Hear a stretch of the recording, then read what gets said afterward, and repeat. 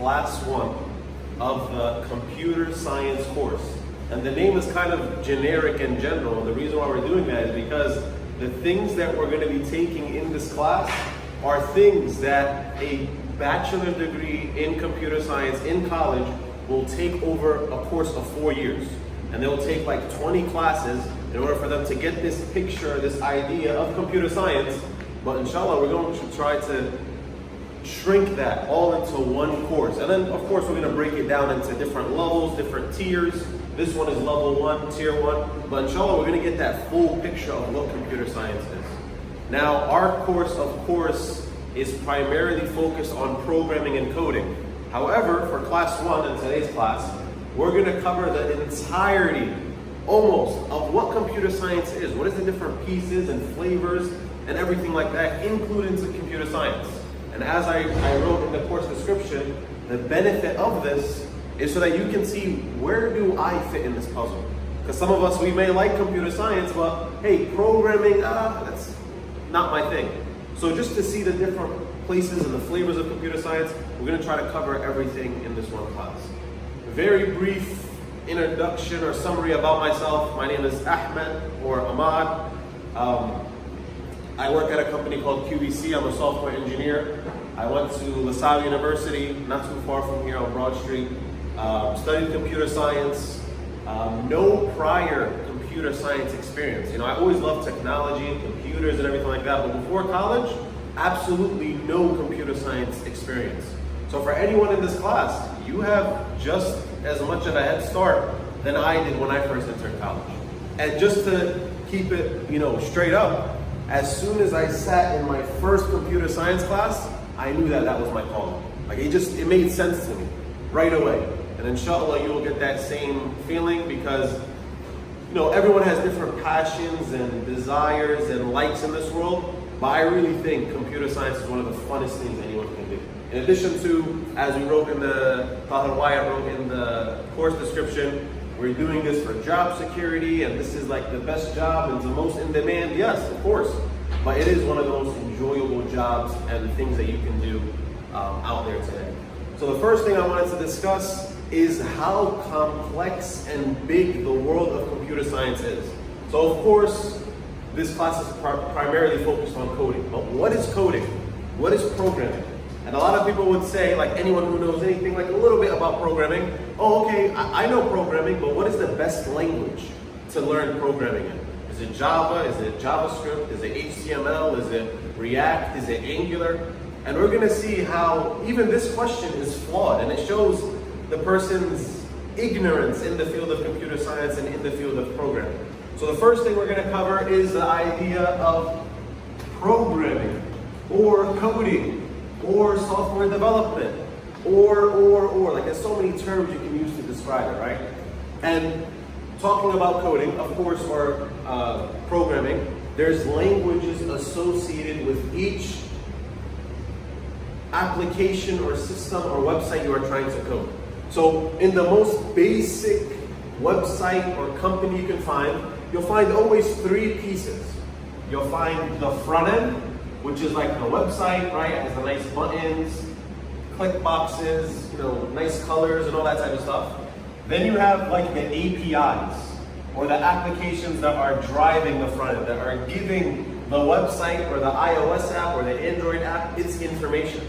And then finally, you have the database. And everyone knows what a database is, right? It's where you store information. Because, I'm on my MacBook and I place an order on QVC.com. No one talk about Amazon, all right? We're rivals on that. No one talk about Amazon in this class, inshallah. You place an order on QVC.com. What's going to save that order? How do I reference it later on? It's saved in a database later on for people to use that. So in the most basic, way we can describe this architecture, we hear architecture when you're building buildings, right? Same thing when you're building software or platforms or systems, you have an architecture. And this is as simple as it gets. You have the front end, you have what we call the middleware or back end, and then you have the data store or the database. Now going back to our question, what is the best language to learn? Well, what are you talking about? Are you talking about front end? Because front end you have HTML, you have JavaScript,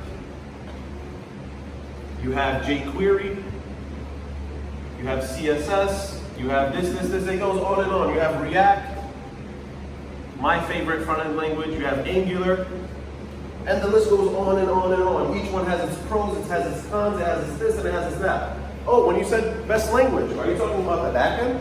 Oh, in that case, you have Java, which is the world's most popular language and the most in-demand language, and my personal favorite language. And at QVC, I am a Java developer. It's the difference between Java and JavaScript. Very good. So one of the, JavaScript you can say is built off of the foundations or the principles that Java has. So yeah, they named it kind of the same, which is pretty cool because me and you are going to start with the most simple and easy to understand, which is the front end, HTML, and JavaScript. But the patterns and the syntax and the language you learn in Java, in JavaScript, when we go to Java, you're like, wait, that kind of looks the same. And it really is because it's built off of that. So great question. So you have Java, the most in-demand language, the most popular language, the most supported language in the world, my personal favorite language, and what I am at QVC. I'm a Java web developer at QVC. You have for the middleware, for example, C#, which is a Microsoft language, right? The guys at Microsoft created this language, C#. You have, even without the service, you have something called serverless. And Amazon uses this a lot in their AWS, where you don't need to build an application in the middle. We just give you these small functions that you can learn, and you can go directly to the database. And you have many other languages that can go in here. You can even, if you wanted to, PHP, which is legacy. No one uses that anymore, but hey, it's still a language that you can use for server. You have Node.js, and the list goes on and on and on and on and on. Then you have databases. You said, what is the best language to learn? What is the best database to use? Again, what are you talking about? We have the databases, the most popular and accepted in the world, SQL, which underneath it goes MySQL. You have SQL Server. You have even things that are called NoSQL. And what that is, you have Couchbase, MongoDB, you have Firebase, and the list goes on and on and on. Again, so once again, just in our very simple, basic architecture, which, to keep it completely honest with you, absolutely no company would use something as simple as this. You see how many things we just discussed, right? And that's only in the world of programming, of software development. Is computer science only programming and coding and software development? Absolutely not. We're going to have many other topics that we're going to cover in this class. The first, and again, I'm speaking very generally and fast because remember, this class is about just exposing you to the world of computer science and all the different flavors and pieces in it. Let's just say we coded our front end, we coded our back end, or our API, or whatever you want to call it, this middle tier set of applications, and we configured our database. Okay, I have it on my computer. How do I make it into phillymesjid.com? How do I, put my database and store it on the cloud? Right? You hear this word, the cloud. What does that even mean? That's another part of computer science, right? And that goes with networking or continuous integration, continuous deployment, or platform engineering, and that type of sense. So we have our services, we want to host them. You know, when someone comes to your house, you host them in your house. We want to host our applications onto a server.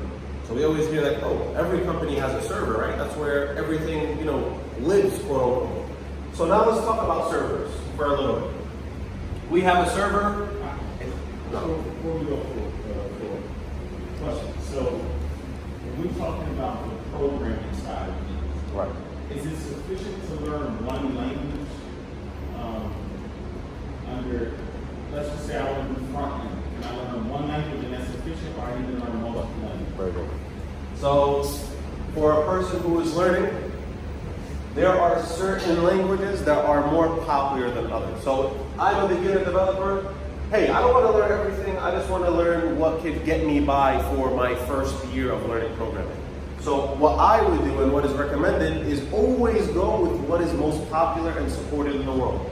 The most basic language and the most easy to understand and what things are built off of is HTML all day, every day. So I can learn HTML with a little bit of JavaScript. And then since JavaScript handles the functionality that I need, things like jQuery, I don't need that because they're both basically the same thing but different ways of doing it. CSS, that's more about design, right? Like the colors, the font size, the font style, those type of things. So hey, if I want to put design, a nice little color and buttons on my website, I'll learn CSS. React and Angular, those are like combining HTML and JavaScript together, so you wouldn't need that. So then I would say, okay, I want to learn front end, I know HTML and JavaScript, that's vanilla, right? Everyone has to know that, that's the most basic, bare bones technologies. I would learn that, and that's enough for you, like you said. And then later on, when you learn something like React, which is more popularly used now, it's a language that was adopted by Facebook because Facebook, they used to use HTML, JavaScript, PHP, but after they're learning from billions of users using their website, they're like, hey, why don't we create something that's more custom to us, right? And we'll build that off of the knowledge that we got from HTML and JavaScript. So I'll learn these two, and then in the future, those patterns and those syntax or that language carries over to different languages as well. All right, so I keep asking questions to you. So basically what's happening is I need to be able to communicate with this computer, right? But the computer doesn't understand English. So I have to learn a language that the computer understands. Is that what's happening? Yes and no. So when I write Java, for example, right? It's, human understandable language. Public, main, right?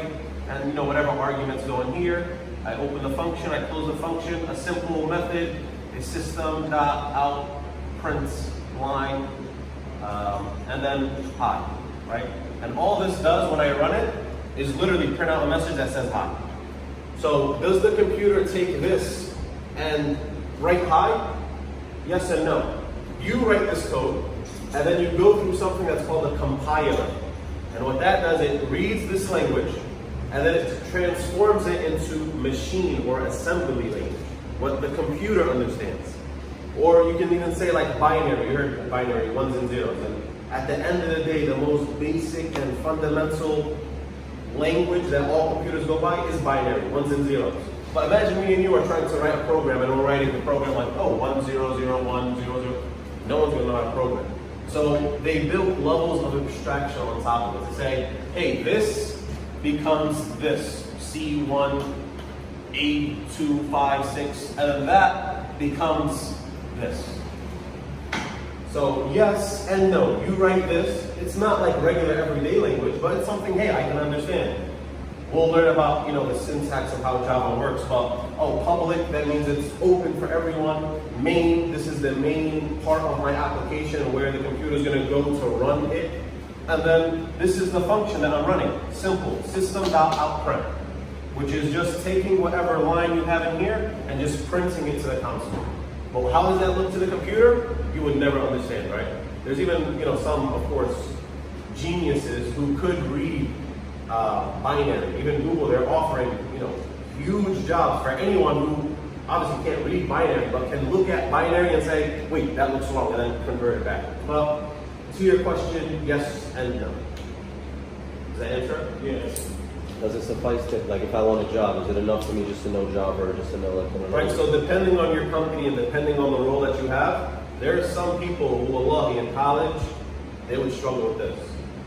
They went into a company, they took whatever basic knowledge that they know, they learned a little extra, and now alhamdulillah they have a consistent job. So at the end of the day, with all humility and not trying to be arrogant at all, but even how much in demand computer science is, I would say 70 to 80% of the people who are actually in software engineering roles love basic knowledge. Very fundamental, and they don't really know anything. And that's why when you go to companies that have thousands of employees, you'll find only 10 or 20 people who are like all right, that guy's impressive. He knows his stuff. Which is why this field is so in demand. Because even right now, there's more computer science jobs than there are people studying computer science. And the people who are actually getting those jobs, they're entry level, basic knowledge. So inshallah, we're gonna jump through all that. We're gonna try to be the best, programmers out there, right? So that's talking about the front end, right? We said HTML, JavaScript, you're good with that. For the back end, hypothetically, for the stuff that you're trying to do or the things that we're trying to learn, sometimes you can say, hey, all we need is the front end, right? We're just trying to make a website that has, static information that never changes. Like, for example, I wanted to make a website for my company. I sell cakes. I don't really need a database. It would be nice to have a database, right? But I can just hard code or put that static data to say, oh, the name of my company, Ahmad Cakes, right on the top. A nice picture of my beautiful cakes, and then a list of my prices for each cake. I don't need all this for that. I just need literally one HTML file with 15 lines of code, and I can have exactly that. The database will store how many people purchase and exactly. So you say the question again? Yeah. So you're saying, okay, how can we use this example and incorporate a database? For example, say I enable online purchasing on my website. Remember what we said with QVC.com? Hey, someone wants to place an order. How do I save his order? So next time when Ibrahim comes on the website, he logs into his account and sees his previous orders, that has to be stored somewhere. Nothing is being stored. It's literally just a static website that I created one time and it never changes. Let's skip the middle back end guy. Let's go directly to the database. We just gave the example. These are the different languages. What is the most popular and most used in the world database language or query language? It's SQL, SQL Server, any day of the week. And we can take some database courses, but what all a database is at the end of the day, of course it's a little more complex, but it's literally a table. I might have to start erasing stuff on the board. It's literally a table of rows and columns. Right, so let's just say I have 4 columns and I have 2 rows. A row is associated with a record, so let's just say the column I have on the top ID, name, price, and inventory. Right? And then the row would be a record. So ID 1, that's chocolate cake. Chocolate is my favorite. $10, and I have 5 products available to sell. ID 2, no, that's vanilla cake. Right? That price is $5, right? It's easy to make, and I have 100 because no one likes vanilla that much, it's not that much popular. I have 100 in inventory. And then ID 3, that's my mixed cake. That costs $20 and I have 1 in stock. So now in my front end, even though it doesn't work as simple as that, but I can say for my front end code, go get ID number 1. It's going to return to you the result to say, okay, here's the row. This is what it looks like. ID 1 equals chocolate cake. It costs $10 and it has 5 in the inventory. I take that data and then I populate my website with it to say, okay, there's a row that's called name. I'm going to use that as my title. And the price, I'm going to make that like a fancy little button on the top, right? That shows the price of it. And then the inventory, I'm going to show it on the bottom to say how many I have available, right? So that's how it works very basically. Of course, there's many pieces in the middle, but that's how it works. And at the end of the day, just because this is called name, my program doesn't automatically know that, hey, that's the name of the title. No. Code is stupid. It only knows what you tell it, even if you tell it something wrong.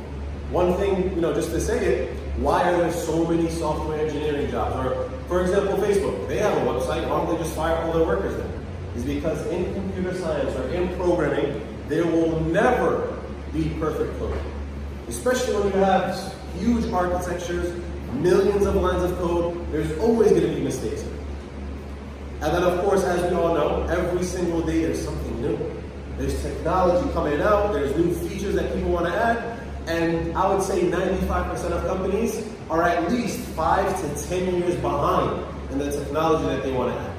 That's why there'll always be languages or jobs available. So that's the most basic. So we said the most basic HTML, JavaScript, and for database, the most basic is SQL. Now, what's the point of this guy? Now, although we can have an entire class about the benefits of having a backend or an API or a middle tier set of services, we can go on, wallahi, a whole class. Think of it in our eyes. What danger or security risk do we encounter if I have my front end, right, or Facebook.com, like you yourself go on Facebook.com, and your computer itself directly connects to my databases? What immediately pops out? It's the old information. Exactly. Right away, I know that, hey, every single person, we have how many computers here? 20, 15? If every single person is directly connecting to my databases, they can hack it. They can steal information. If I'm saying in my code, right, get ID number 1, and that's supposed to be Ahmad's profile, password, and image, and all that type of stuff, I could go onto my code and put in the source code, oh, get ID 2. It goes and it gets Tahir Wyatt's Facebook password and his pics and his DMs, right? So then, wait, I'm Ahmed and I'm getting Tahir Wyatt's information. Right there, you get a security concern. Second is when we talk about front end, we're talking about a website, we're talking about an iOS app, we're talking about an Android app, we're talking about Apple TV, we're talking about Apple Watch, we're talking about what? How many different front ends or UIs or applications can we have? The number is, we can't count them, right? There's a limited amount of platforms, what we call, or front ends. So what happens if I put all of this logic, right? All this database queries, all these passwords, all these tables, all these columns within my front end? That means I'm writing the same exact code 100 times, one for the website, one time for the iOS app, one time for the Android app, one time for the Apple Watch app, right? I'm writing the same code every single time I add a front end or I add a platform. So when I have something that's, we didn't talk about how this solves it, but that's another problem. I'm rewriting code over and over and over. And let's just say I add something to the database, something new. Now I'm going to have to go back to those 200 platforms or front ends and change it in every single place. So that's another concern. The third concern, we had security, we had scalability, you can say, right? Like how much I can give to people. And then second, we made it simple, right? Like how you can go back and forth to the database from the front end. But again, it's more complex than that, right? It's very complicated. And a lot of the times, basic languages like HTML, they can't do all those advanced querying and data searches and algorithms that we want. So that limits what I can do at the front end. So this very basically is solved with a backend or a API or an application in the middleman, right? The same way how in football you have a quarterback, he throws the football to the receiver, just one person. Why should I have 50 guys all asking for, pass the ball? No, you have one person who makes that decision and he can do whatever he wants. This is where the API comes. One, people connect to me, not to my databases. So I can do whatever validation, whatever security concerns that I want. Hey, someone from the front end is requesting ID 1 in the profiles database. How do I know that ID 1 is actually the one who's making the call? I do some logic with him. When I have a backend or an API, instead of me having all my database logic which connects directly to the backend and making that change every single time, no, I make something called a common API, which is an interface for one specific person that you have to worry about. So I only worry about, for my front ends, my 100 different platforms, my website, my iOS app, my Android app. All I have to worry about is connecting to this API. Whatever that API does, I don't really care. They can get it from a database, they can get it from 10 databases, they can get the information, they can do whatever they want, as long as I expect one response. So then I just call it one time in all of my platforms, and I get all the data that I need. And that's basically as simple as we can divide all of them. So that's, again, talking about, hey, I just want to learn what bare bones, simplest way of programming are. I would always start with this, and this. And again, these can even not be, these can not be needed depending on what you're doing, right? Going back to servers and hosting. Let's get a clean slate.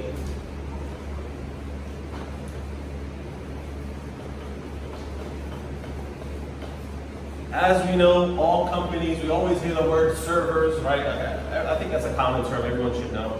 And every company has these huge rooms of thousands of servers, right? So you have this server, and its only job is to host or provide a home for my applications, for my front ends, for my databases, for all of this stuff. That's the role of a server. So I go into the server and I put my application on there. But again, the server has an OS or operating system that it uses, right? We all know OSs like PC, what we're using, Microsoft, Windows, and we have people who have Macs, which use Mac OS. Servers have their own operating system, which is Linux, or a JVM, or the list goes on and on and on.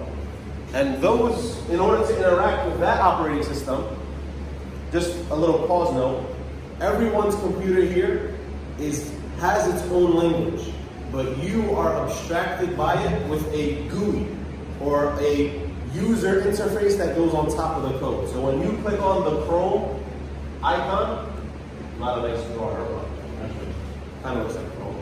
When I click on the Chrome button on my computer, that executes commands, right? Open Chrome.xex, right? It executes a command, but me, from the user interface perspective, I'm abstracted, or I'm removed from that because I have a nice little icon that does all that. This doesn't have that nice pretty icon because it's not needed, right? I just wanted to do a set of commands. For Linux, right, I want to deploy my application on it. I have to learn languages like, first I have to log into the server using SSH, right? I have to write languages or know languages like Bash in order to interact or exchange information with the server. So again, this list goes on and on and on and on. And then you have, this is the software side of things. You also have the hardware side of things. Things like, hey, what is my CPU? Hey, what is my memory? Hey, what is my RAM? Hey, what is my graphics card? And on and on and on and on and on. So we see how much, again, computer science just goes bigger and bigger and bigger. So even if you don't like programming, which I think everyone here would love programming, and we'll talk about why programming is so fun maybe at the end of the class, there's so many other fields. So now we have our server. Now let's just say, very basically simple, I write a couple bash commands, and now I put my Java code onto the server. Okay, now it's hosted there. How do I call it, right? How do I get information from it? We know something called a DNS name, or to make it easier, Google.com. This is called a DNS.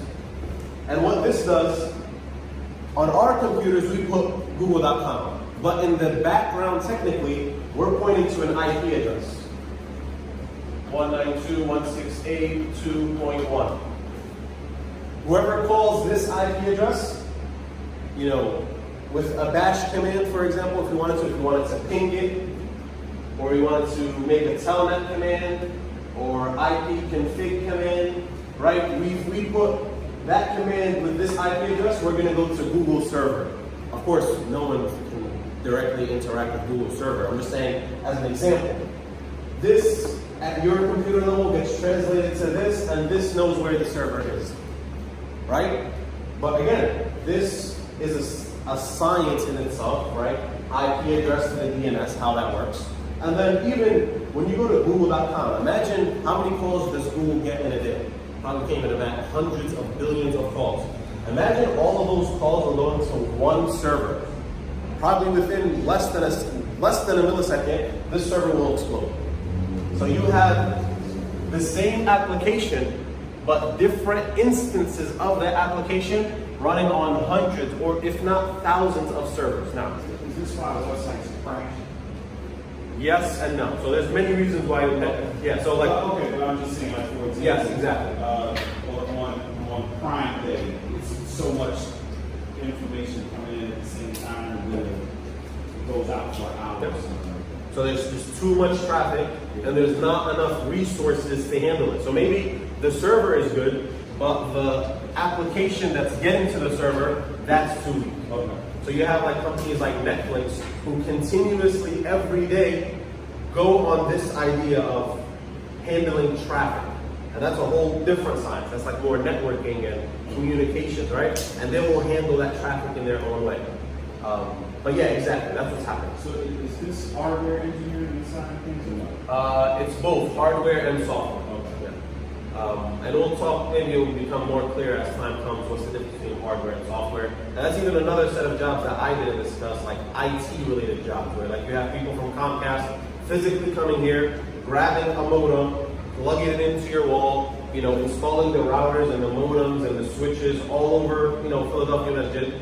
That's a whole job in itself. Right? That's just you taking software or this hardware thing and hooking it up to everything. So that's a whole other set of jobs. Or I call Comcast and like, hey, my computer's not working. Okay, give me a second. I go on my computer, reset your router. That's a whole other job, right? Related to IT or help desk. So yeah, that's a whole other job that come out of it. So going back to the server example, I have hundreds of thousands of servers, right? But we just said, hey, in order for me to communicate with a server, I have to point to an IP address. And an IP address is unique to every server. If we wanted to on our computers right now, even though we're connected to the same Wi-Fi, each of our computers has a unique IP address. If you wanted to do it while we're talking to see what your IP address is, if you have a Mac or a PC, you open up your terminal or your command prompt and literally put the command IP config. And it'll show you this huge response. In it will show you your individual unique IP address. And we'll even talk about maybe IP addresses later, how they become more complicated. But anyways, I put Google.com. How does Google.com know that there's 100 different IP addresses and how they can translate that? That's used something called a load balancer, where the load balancer has one name, Google.com, and it knows to point to 500 different IP addresses and then balance or handle that load of traffic and direct it in the way that it wants. Again, not getting too deep in that, but you see how servers interact with each other. And then in addition to servers, since we're talking about communication, how is that communication happen? A lot of people always say, how does Bluetooth work? How does Wi-Fi work? Is it magic that my computer automatically knows how to connect to something or send a text message? There is no magic. It's all explainable. Of course, it might take you time to understand the science or the way it works, but all of this is documented and created by or developed by humans to make it work like that. So how do I do communication, which is under networking? You have protocols, which are the most common things that we know. HTTP, right? Everyone knows HTTP, right? You put HTTPS :// Google.com, right? Everyone knows HTTP. But servers use a different way of communication. For example, FTP, TCP, emails, for example, use SMTP, and the list goes on and on and on. Again, not to get too in-depth with how communication happens, but just again to show you how broad and wide open computer science is. Any questions on the server thing? So we said for companies, everyone has their own set of servers on their company platform, right? So when we hear, go ahead. So I can be in a company and not know anything about servers, I can just stay on the programming side? Very good. There is absolutely no one in computer science who knows everything in the computer science stack. There's an expert in everything in the computer science stack. People who are good computer scientists, their knowledge is like a T. Which means, hey, I know a little bit about everything, but my knowledge is specifically in this one category. And again, there are people who are coders who absolutely know nothing about servers. They're not even a T, they're an I. And again, as we said before, they're not even a capital I, they're a lowercase I, and they're not of how deep they are in programming. But anyways, that's the idea. No one in computer science has that role. So that's why if you go in a company, you put computer science jobs at Comcast, You'll see software engineer, software developer, hardware engineer, platform engineer, DevOps engineer, site ops engineer. So many different roles, each one does their own thing. Obviously, the smaller companies would want someone who can do it all, right? So they're like, hey, I'll hire, Ahmad. He knows servers, front end, back end. I'll throw him X amount of money a year, and I don't have to get 5 workers. I'll invest in him, let him do all the work, because we're a small company. We don't have that much to do. So he can take that responsibility. When you go to bigger companies, not only is it not wanted from their part to have one person doing everything, because let's say Muhammad was in this company for 10 years, only he knows how this company works. He gets greedy, he gets an offer from Verizon, doubling his salary. Guess what happens? Comcast's like, yo, what are we gonna do? No one understands these programs in the last 10 years. So they want to split out that responsibility. And then 2, when you're working at big companies, it's literally impossible for you to work on 2 different teams. Just too much work for you to be hopping around. And you can never excel when you're so flexible and wide open.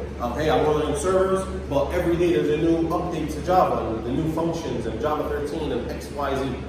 So that's why you focus on one thing. But going back to servers, what's the problem that we get right away? Let's just say Philadelphia Masjid, we've been a company for 20 years, we're making millions of dollars in sales on e-commerce, inshallah, if that day ever happens.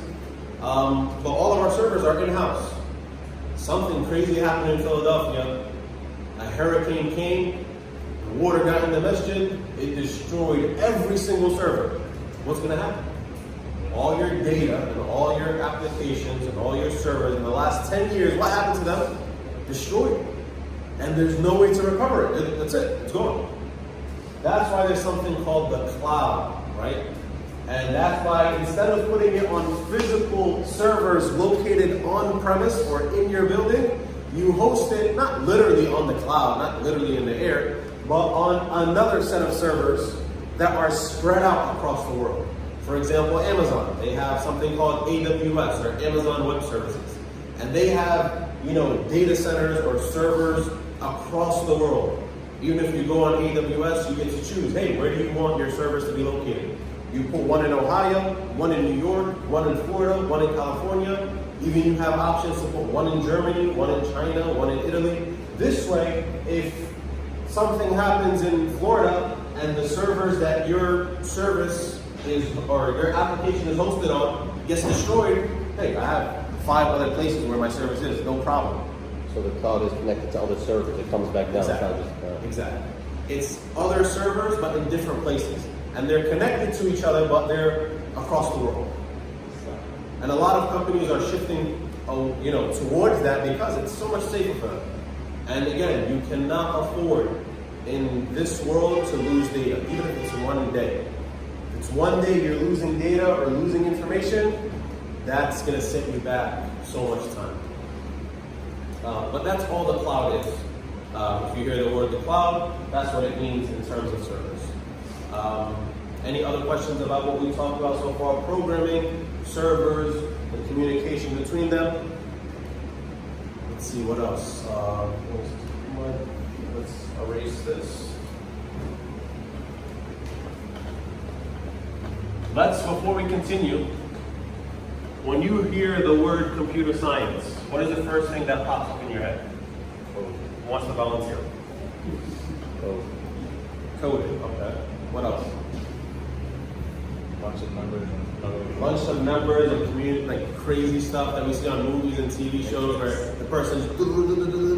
One thing I want to even say as like a motivation to everyone, I don't care how good you are at programming. Absolutely nobody, like you see in the computers or the TV shows and movies, sits on their computer and then hacks Google.com. That's impossible. That doesn't happen. Rather, what coding is, I like to give the example, is like a painter painting a nice picture.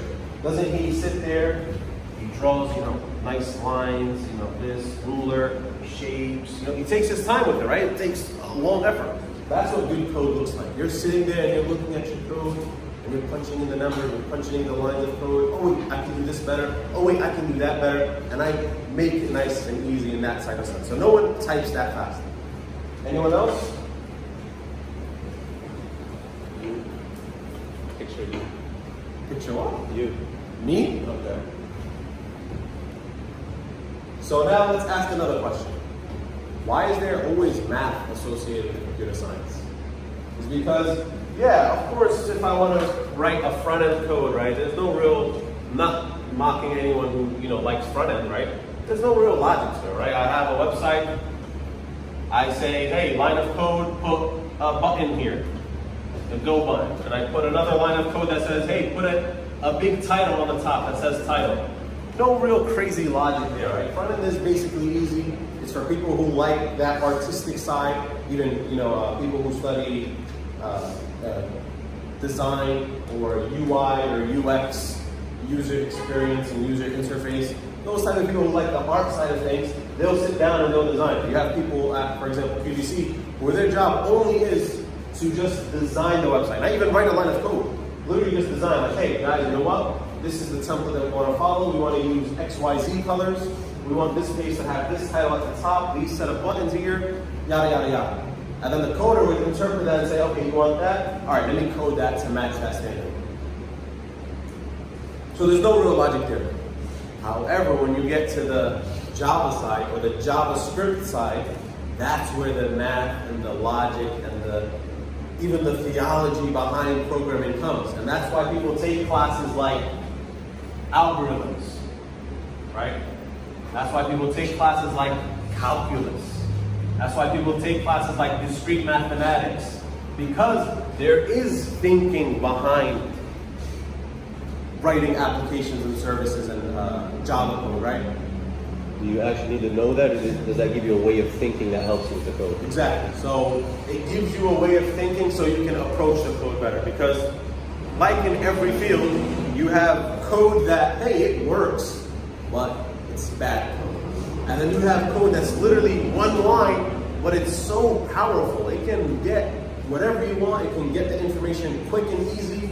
It's using the less amount of power in the servers, yada, yada, yada. All right, so I'm just going to throw this out there, because I think that for a lot of, especially younger people here who haven't started college, or for some people who may be interested in a career in this field, could we theoretically, over the next 6 weeks of this course, could we, as a group, do a website? Yes. Well, I'm talking about From yes. So I'm talking about throw a projector on, you go to GoDaddy, you look at how you find if that website's available, how do you pay for it, how do you hide your identity if necessary. I'm talking about from soup to nuts. Absolutely. Because I think that if we were able to do that as a group, that it would show us every part of the process that's involved. We're not going to learn, obviously, how to do all the coding and all that. Right. We'll see the process. And then maybe from there, it would help somebody to determine, hey, I like that part, right? For example, I'm just So that's what just to give you a summary of how the curriculum of these 6 weeks are, is day one, we're just going to cover absolutely everything. And I want you to leave and be like, damn, I only understood like 10% of that. So that you can go home and just like, hey, I heard front end. Let me go on YouTube and see what a front end is. I heard the word API, let me see what that is. But in next week, we're going to actually go and write front end code. So we're going to sit together, me and you with a projector, write HTML, see how it looks, and then your homework assignment, of course you're going to have homework, is going home and creating your own HTML website. And of course, since you learned it and sat in class with it, you're just adding to it. You're just maybe using a different line of code, but it's the same idea. You understand it now. And then next week we'll do JavaScript, and then next week we'll do Java, and next week we'll do database, and then your final project would be to, hey, maybe not go all the way to GoDaddy, but make a website from start to finish and show it on your local host. So everyone's computer can be a server in a sense. It's called localhost, where you show that full flow there. So we are going to do that. But is it possible for us to say 0 to 100 in this class? Every single piece involved? Yes. In fact, I even had a demo at QVC where I showcased that. Like literally wrote documentation to say, at QVC, what do you need to go 0 to hero? Literally from thought process and ideas in your head to production facing millions of customers. How does that full flow look? So we are going to do that, inshallah. and to code, do I need to learn calc and discrete and algorithms, or can I learn what I need to know from those things? Or do I need to know them at all? Yeah, so that type of stuff, it helps you, right? It helps you think outside of the box. It gives you that problem-solving technique. Because right now you're sitting on this line of code and you're writing it, and it's like, damn, it's not working for some reason. But like these extra things that you learn will help you think outside of the box so you can approach coding different. But do you absolutely need it? No, of course. Like in every field, you can just know the basics of how coding works, a couple of Google searches, and someone else will give you that algorithm that you need to support your code. Or could you get really good like that, or do you need to know this to get good? Yeah, so no one can get really good on their own. Always, obviously, working in a company and having experience and seeing so much lines of code, that's what's going to make you better. But you can understand things in a way where you can get your foot in the door. That's another thing about computer science companies. No one expects you to be a genius and you apply to their company. There are even people who literally apply to QVC, they just have a bachelor's degree and they know nothing. They just show that they were motivational, they're hardworking, they're willing to learn, they understand that they can be wrong, they're gonna sit there and maybe put in extra effort in order to catch up to everyone. Okay, you have a good attitude, you have a good personality, you know the basics, we're gonna throw you on a team. And then automatically within 6-7 months, of course, based on your own ambitions and motivations and how hardworking you are, you're gonna pick up things. And then you're gonna always have those, oh damn moments. Like, okay, now it makes sense. It didn't make sense before, like it was like a puzzle, it was like a black hole. But now, wait, I see how it all connects. It actually makes sense now. Computer science is not as complex as I think. And again, computer science is common, right? The same thing I do at QVC is the same thing Amazon technically is doing. Same thing Macy's.com is doing. Same thing that eBay is doing. It's e-commerce at the end of the day. For example, creating apps that are games. The same technology that's powering Flappy Bird is the same technology that's powering Angry Birds, for example. It's building on top of that. And then in the computer science community, there's a lot of generous people. You have open source software, which means companies will give you their code to say, hey, use my code. Like I did all this complex work. You don't need to recreate the wheel. Just use what I do and alter it a little bit to your satisfaction.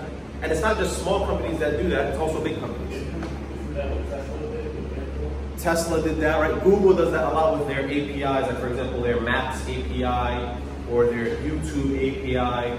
So many, even places like Netflix, right? You would think, oh, they're competitive. They're trying to, defeat everyone else who does video streaming. No. Netflix is actually one of the biggest contributors to open source software. And every company in the world uses technology that Netflix started and shared with the world. For example, I said I'm a Java web developer. There's a framework that we use, or a boilerplate or a template that we use called Spring Boot. That was created by Netflix. They made it open source. Now, I can't even tell you probably how many people use that across the world. Netflix also made something called Hystrix, adapted by so many people in the world. Google as well, they opened their APIs because you may think like, hey, what did they get out of it? They spent millions of dollars creating their software. Why are they opening it up to the world, right? Well, one, in computer science, there's like this hidden saying that says, hey, you help people out, people are gonna help you out. Your developers couldn't find bugs, but someone at QVC using your applications in a different way, they found the bug and they helped you improve your overall software. And they change your actual code, or they just copy and editing it? So open source is literally they're giving you your source code, and then after that, there's no connection between you two. Can I see what you do with it? No. So they give you literally the code, and it becomes your code technically. But everyone knows you're using Spring Boot. Don't try to flex like it's your application. No, that's Netflix. But again, it's very basic. Like I can't just say, hey, I'm just going to use their package, and then I expect my website to look like Netflix. No, it doesn't work like that. There's a lot of work that you have to do to add to that.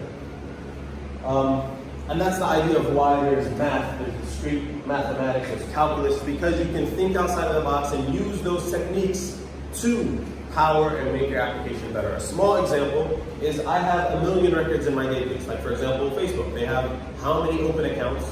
Hundreds of millions of open accounts.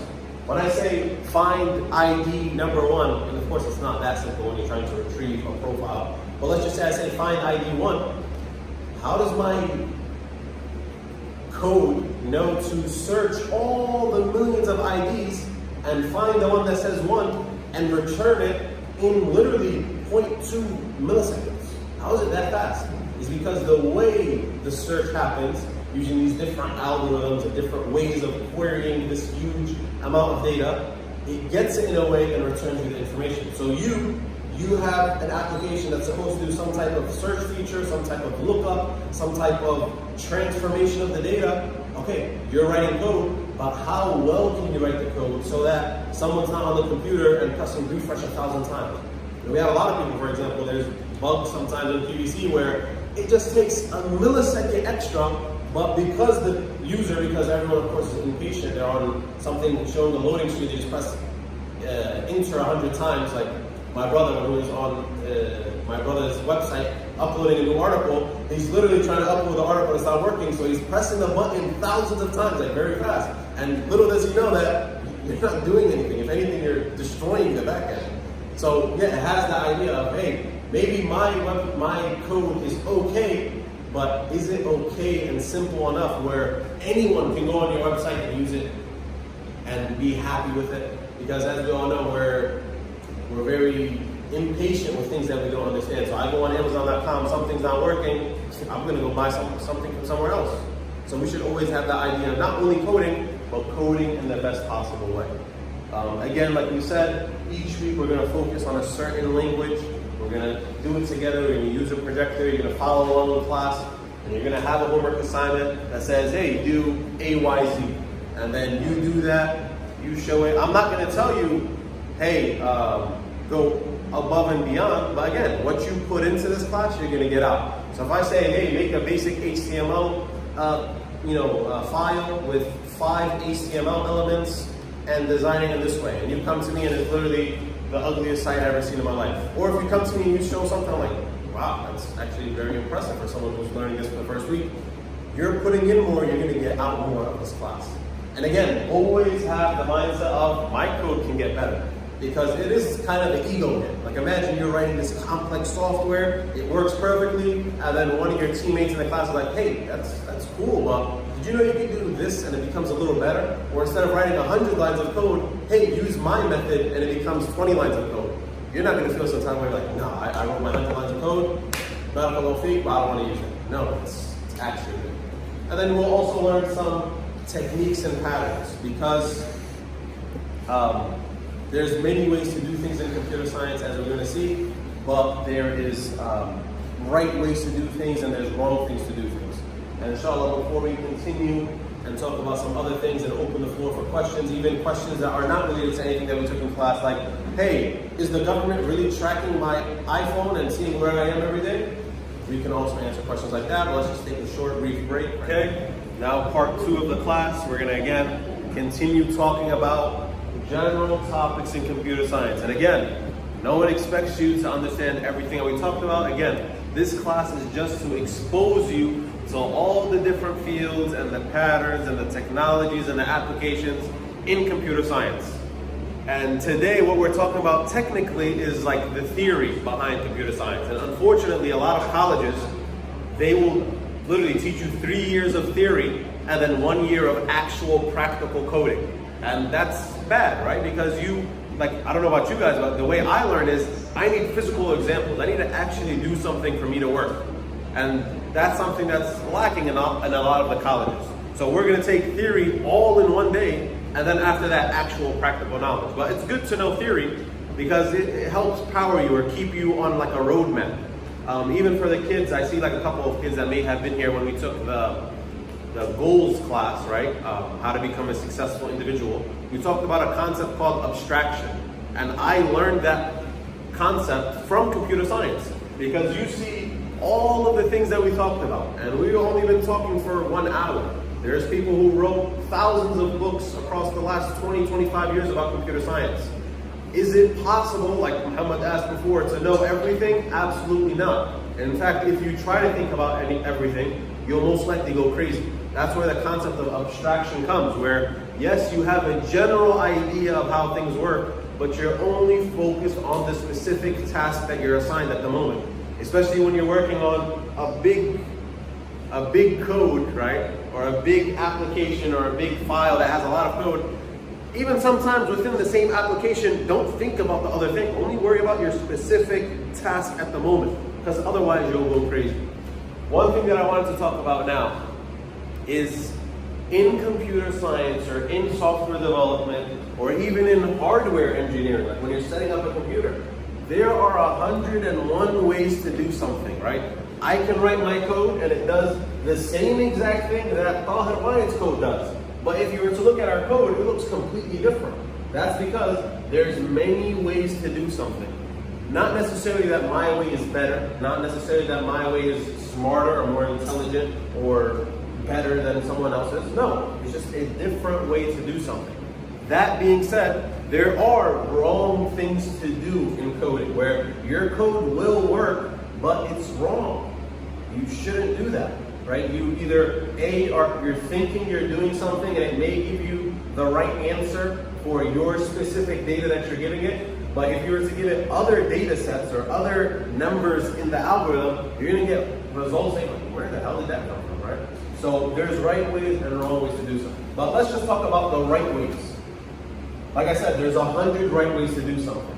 So how could companies, or even a company, tell people to say, hey, there's some flexibility in how you can write your code, but let's try to stay within these guardrails, or stay with, when you're bowling and you're not a good bowler, so always goes to the gutter, you put up the guardrails, right? Where you can throw the thing, but even if you go out, bang, it bounces back in. Same thing in coding. Now, in coding, not just in a specific company, but all of companies or all of developers, they go by standards and patterns based on what the world should adapt.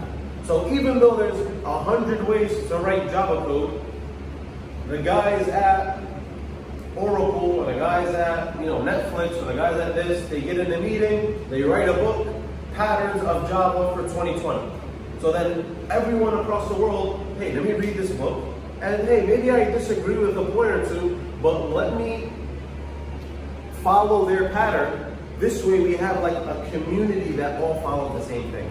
So it's not like I'm giving you a fatwa, I told you to write Java code this way, la yajuz, you can't do any other way. No, you can do whatever you want, right? As long as it works.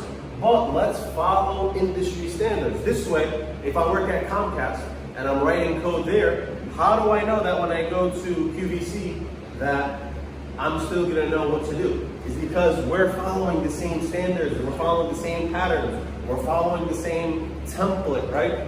The same idea. So it's easy for me to hop around wherever I want because I have that pattern in my head. So we're gonna be focusing on some patterns when we're coding. Maybe I'll mention it to you to say, hey, what we're doing now is XYZ pattern, right? For example, if we're writing a Java API, I'm going to tell you, hey, let's use a controller class, a manager class, a transformer class, and a DAO class. And you're like, what the hell is that? And I'm like, hey, don't worry about it now, but this is the pattern that everyone else uses. And if you go to Comcast or a developer in China and tell them, hey, I have a bug in my controller class where I'm sending it an endpoint and it's not matching, he knows, oh, I know what you're talking about because I follow that same template. So sometimes I'll tell you, hey, we're following this pattern, and sometimes I'm not, because you don't need to know that right now. You might learn that, by yourself on your own independent studies, but we'll follow these industry standard patterns and templates. Because again, it makes my job easier. It makes, hey, if I have a bug in my code, I can literally go on Google and say, I got a null pointer exception in JavaScript when I was trying to read my array. And then you go on Google and it'll tell you the answer. Hey, look at this part of your code. Maybe you missed something, or maybe you used the wrong method. And then you go back to your code and change it, and you're like, oh damn, look, it works now. Thank you, Google, because you just told me the answer. But now it works because we have the community using the same words, the same patterns, the same architecture. So what I wanted to mention now is there's a million ways to do things. I'm not going to enforce one way to do things because this is just a tier 1 class, right? We're just basics, covering the fundamentals. You just get it to work, make it look nice. That's good enough for you. But in the future, always know that, hey, there's so many ways to do something. How can I know what is the best way? It's the way that's adopted by the world, that everyone else is doing.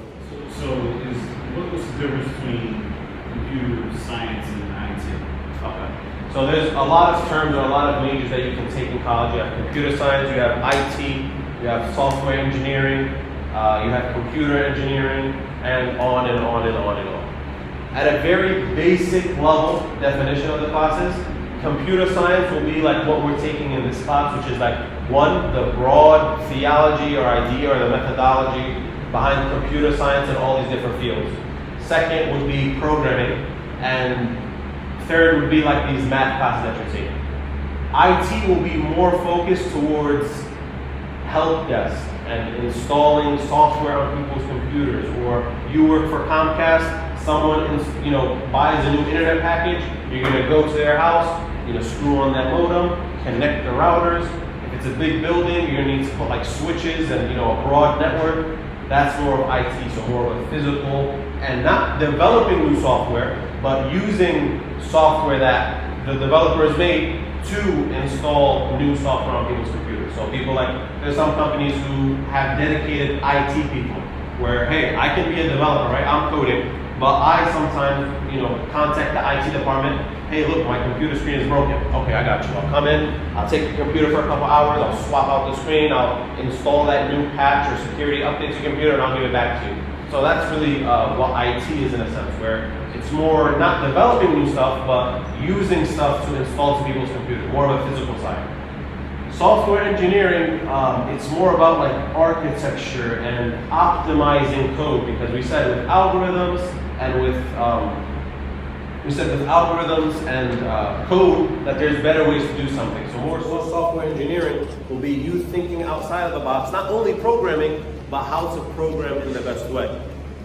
So that's where software engineering goes. But on a very 4-year bachelor level basis, you won't really see the big difference other than computer science and IT, because you take completely different classes.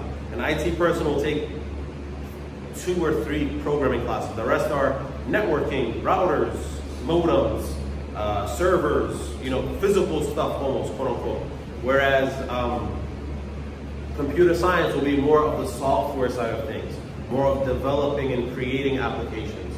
Software engineering and computer science, I can group them together. Again, software engineering is taking a little more math, a little more algorithm, a little more optimization of how to calculate data and all these crazy advanced stuff about how to optimize your code. Then you have like computer engineering, where, hey, I'm not installing routers and modems, but I'm actually building a computer. So then I would research, remember when we talked about RAM and memory and CPU? I have this metal box, which is our, the frame on our computer. No one really has computers, like we all have laptops, so it's very small now. But I studied to say, okay, I need to install a CPU. Okay, how much CPU does this computer need?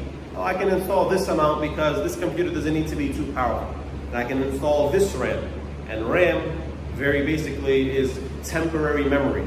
So if you're trying to buy a good computer and you don't want a slow computer, always look for at least 8 gigs of RAM and up, because memory and RAM are 2 different things. Memory is like all the data I can have on my computer at a certain time. But RAM is temporary memory. So if I'm running Word, yes, I have the application stored in my memory, right? It takes 1 gig, but to run the application, it takes 100 megabytes of my RAM, and that's dedicated to it. So when I have 8 gigs of RAM, I can have Word, PowerPoint, YouTube, XYZ open, because I have so much space for temporary storage to run the application. I don't need to access my photos and my documents every single time. Yes? And what happens when you don't have that space? It's sold down? Exactly. So your computer's gonna be like, I only have, some people who buy like Black Friday computers and think that it's gonna be good, is it has 2 or 4 gigs of RAM. So you open up YouTube and Microsoft Word and PowerPoint, and you're like, damn, my computer can't function, because your RAM is being maxed out at 4 gigs, right? So you're taking up the full 4 gigs. So when you're on Word, it slows down PowerPoint and Google Chrome so that you can work on Word. But if you're trying to do 2 things at once, they're competing for resources. Like, hey, I'm gonna take the RAM now. Wait, I'm gonna take the RAM now. And I'm gonna take the RAM now. So then they're fighting for the same RAM, so it just takes an extra second or 2, or even sometimes 20 seconds for something to load, because the computer can't handle it. And then you have like the graphics card or the screen. Like, hey, I'm a computer engineer, I'm going to install this Retina display or this LCD display. I'm going to do the research behind it. So it's more about building the actual computer and the physical elements about it. Or even like, if you were to look at a computer chip, it's like so small, and they literally have to install those tiny probes and metal connectors and connect it all together, make it as small but fast as possible, make it as powerful but as least energy consuming as possible. You also have to add fans in a computer because things tend to overheat when they're being used, so that cools it down, right? And goes on and on. So that would be like the difference between the fields.